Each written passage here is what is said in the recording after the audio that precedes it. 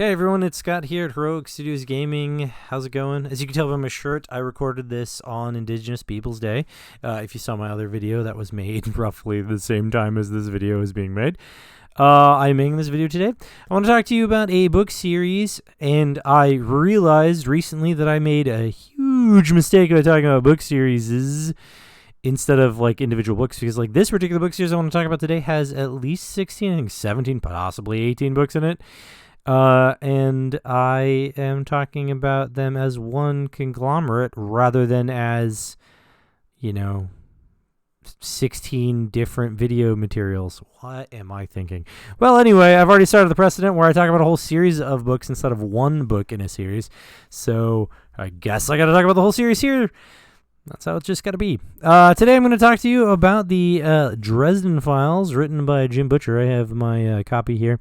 I actually had almost all of the books at the time that I was living in the fraternity, and they were in the fraternity house library. But then stuff happened, and people borrowed some, and they didn't come back. And then a little bit later, I moved out, and more of them disappeared. And then eventually, when the fraternity kind of shut down for a little while, and has now been rebuilt, but it was gone for a little while, when they were about to shut down, and they were like, hey, all your books are going to get donated or, stolen, I decided to go back and rescue book 1, 2, and 3 in the series, Stormfront, New Moon, and Deadbeat, I think, or the 3. I think that's what it is. I hope I'm right. Well, anyway, the point is that I have the first 3. I have this one here for sure. I have the other 2 on the shelf way behind me, kind of tucked away, and it's hard to get at, so I can't just go confirm that I'm right. But, anyway, I guess I could look in the front here, but it doesn't matter. Anyway, I read this series a long time ago, and I got caught up. I got all the way up to Skin Game, which came out in 2014. Grave Peril. Well, that was book number 3. Grave Peril. I have that. That's the one I have, which is actually better than Deadbeat. No, actually, Deadbeat's pretty good. Anyway, more of the story is I have these books. I read them. They're great. They're wonderful. The Harry Dresden Files was Jim Butcher's response to reading the Anita Blake vampire novels and thinking they sucked. He is not wrong. I have read two of them, I think, and they do suck. So he was not wrong on that. So he decided to go ahead and write something, and he wrote this. Now, this Stormfront was not originally the name of this book. This was actually originally called Semi-Auto Magic, because the idea was that he was writing about a wizard who used a gun. Harry Dresden has a revolver, so he's a wizard who also has a revolver. In fact, he's a wizard that is unapologetically normal. Like, he lives in the real world, but is also magic. And so that's part of the story. The part of the story is that Harry Dresden walks this line for most of the series where he's sort of like a normal dude who grew up as a normal kid to some extent, because he had parents who loved him, and one of which was sort of magical, and one of which was not magical. And the magical one ended up dying, and he spent a lot of time with his non-magical one until eventually he dies, and Harry Dresden is left to live with his uncle, who is on the magical side, and tries to teach him to be a dark evil mage. And so that whole growing up with his dad and idolizing people like Harry Houdini, who were like fake magicians, sort of created a person who is a little bit more well-rounded in the magical world than the people than the people fully in the magical world. So he's got this whole thing about like practicality versus just using magic to solve all your problems, which is why he's different. And so he's a mage who also has a handgun. In fact, I remember in one part of the series, he's in like a wizard duel, like him and his half brother, who's a half vampire, or who's a vampire. Long story, but anyway, his half brother and he are in a fight with some people. And the opening blow, he fires his gun and kills one of them, and then punches the other one in the face.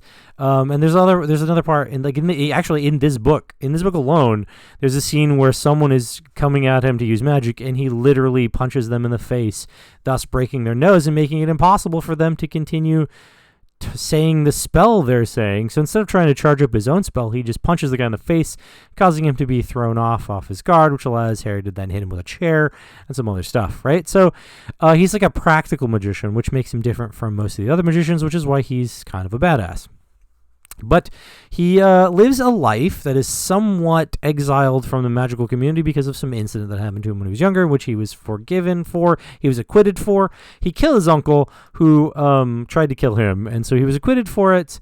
And then, like, in the magical community, but he's sort of not like fully accepted, right? Like he's like everyone knows that he did it, so he lives a life where he's like sort of semi-human with these magical abilities. So he works as a private investigator, doing the private investigatiness that allows him to sort of like use the paranormal to do his private investigatorness, or people come to him for like strange things that they can't go to like the regular cops for because the regular cops think that they're crazy. So it's a really interesting series, and it is actually one very long story arc. Jim Butcher kind of had an idea in his head. And in book 3, Grave Peril, which is why I said it's, one of the better ones, he actually starts the full thing. So the first book and the second book kind of feel like they're their own episodic thing. And then there's the third book, and that starts the rest of the series. So everything from the third book on is all interconnected in a longer story arc. And there's lots of different characters that are caught up in all of that. And it's pretty good. But the one thing about the Harry Dresden Files is that I actually read these before I read the Harry Potter series. And to be fair, I kind of feel like these are better. They're obviously more adult, right? As you can tell by the fact that he shoots a gun and punches people in the face, which is way better than like kids who find keys in magic books that are at a school where they're protected but also not protected because it's evil, but like for some reason all of the bad stuff that's in the school is not something the professors deal with and the kids have to deal with. You know where I'm going? Like, it seems like a bit strange of a series for kids. It just sort of like kids are at the forefront versus the Harry Dresden Files, where he's like, he falls in love, he ends up like getting somebody pregnant. Like, you get where I'm going with this. Like, it's adult. But at the same time, like, the characters Harry Dresden and Harry Potter have a lot of parallels. I actually got into a discussion with some people about this online the other day, where like they basically both come from weird families who are part magic, part not magic. They both have parents who have died, and they're raised by a sibling of one of the parents that is dead. They both kind of like live in both the Muggle world, like the human world, and also the magical world. They're both, because of that, they're both a little bit different and a little bit sort of non-traditional, if you will, of like the normal situation. And both of them seemingly are like the chosen ones that are going to make dramatic change in the world. Oh, and like both of them are disliked by whatever sort of government of magic that exists, right? So they're basically both similar characters to like major extents, and then there's just some differences, one being that the one is a kid and the other one is an adult who has I forgot to mention, both of them have a familiar that is related to air, right? So Harry's got his owl, and Harry Dresden has his skull spirit that's an air spirit trapped in a skull.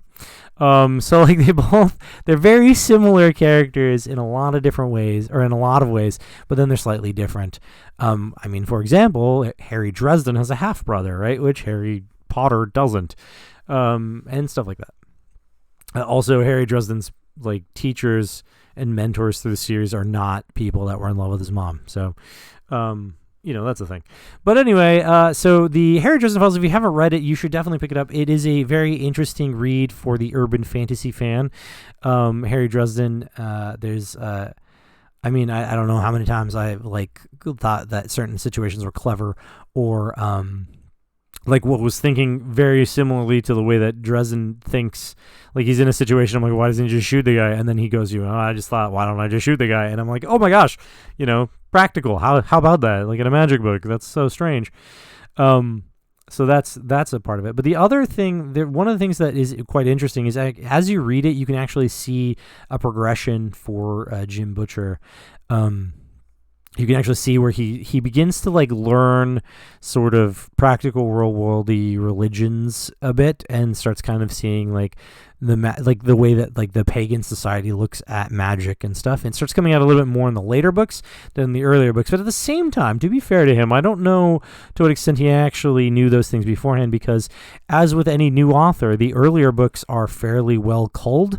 The editing people did a pretty good job of editing it down and cutting out all the extraneous, useless crap that was probably just cut from the novel because it just didn't need to be there.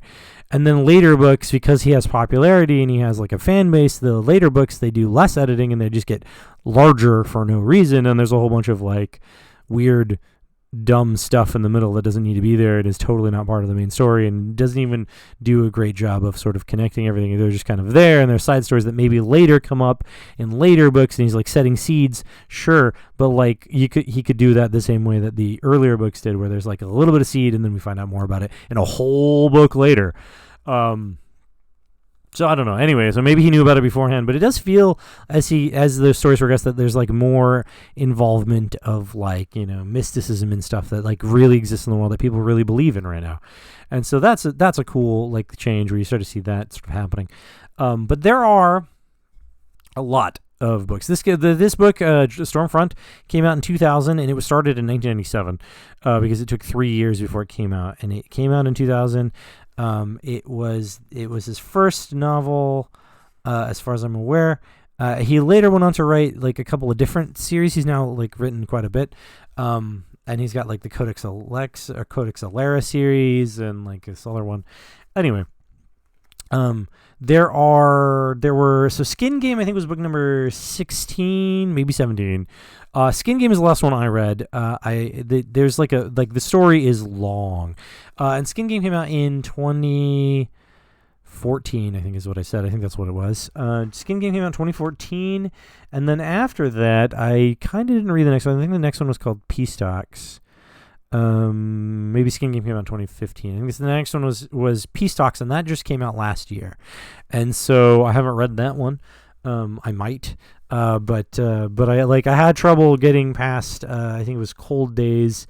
Yeah, Cold Days kind of got a little bit on my nerves, and then Skin Game was a little bit boring for me because it was a heist story, and I'm not a fan of heist stories in general. And so it kind of felt like a backwards, like a backpedaling. But I know that he's building toward something. Like he's building toward, there's like a conclusion, there's like this apocalyptic conclusion or something he's building toward. And it's very clear that that's going to happen. So if you pick it up now and you read it, by the time that you finish it, I bet that he'll be like releasing the next one. I actually think he may have released a second book very recently because of like COVID and because he was at home and just able to write all the time. I don't know. I'll have to look it up, but I think there might actually be more. I think there might actually be, maybe Skin Game is actually book 15. Anyway, the point is that you have time to catch up to the rest of us if you wanted to before the new series, like before the end game kind of comes out. But it is a good series. It is worth your time. It is very fun, and it is not like a child's book. It is definitely an adult urban fantasy story. He kills things in it, like, so, you know, like really kills them, not hurts them, or they have bones that get broken and they can take potions that fix that. No, they're dead, right? They're dead.